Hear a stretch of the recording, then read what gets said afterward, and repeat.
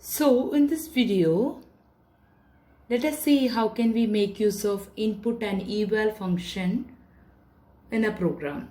Okay, in the earlier video, I have already introduced you how to perform arithmetic operations using script mode. We discussed two modes of Python: command interactive window or shell mode, and script mode also. So here we are using script mode for doing this one. For all programs, if you want to execute a set of program at a time, we can make use of which one? Script mode. So let us see how can we make use of. Okay, in the last video we have used only the inputs already. We worked with a value already inputted in the program itself. So let us see how can we input the values at the runtime. So for that we are using input function, right? Input function. Before that, if you are accepting integer value, you can make use of eval of input, and you can write the message here, whichever message you want to display in connection with the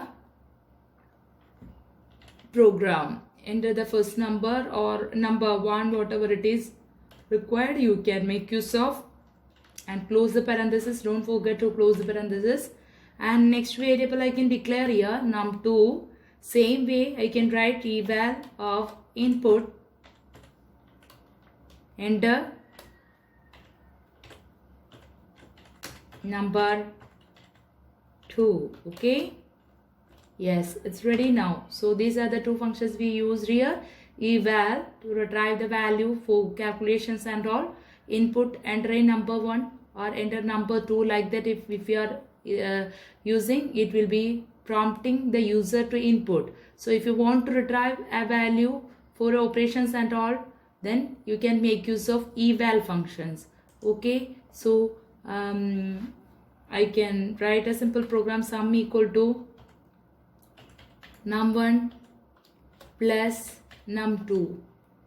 Actually introduced all the arithmetic operations including this one, which one? Floor division. Here I am going to print sum is, close the quotes, double quotes or single quotes, that doesn't matter, that doesn't make any sort of difference here. So sum is a variable storing the result, right? And here indentation is very important in the case of which one? Python programming. Whenever you are making use of flow of control and looping statements, actually when we compared with Java and this one C++ and all, we are using curly braces for all those things. Here indentation plays a very important role. If you are making wrong indentation, it will not work properly. Okay, so let us see how this work. Oops, I made a mistake here. I just closed with double quotes starting with single quotes and all. Let us see how this worked just now.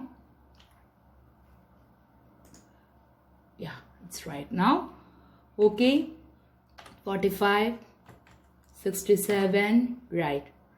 So this way we can make use of. So this is a way of using eval and input function in a Python simple program. So you can make use of these two functions for advanced programming and all, whichever the program you want to input, as well as to retrieve the values, integer values. Suppose you can also check whether if you're giving 77.9, yes, 89.3, right?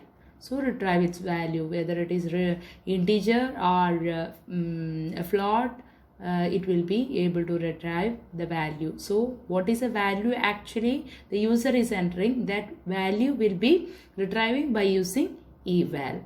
So I hope it is very clear to you all. Thank you. Keep watching, keep learning. Thank you.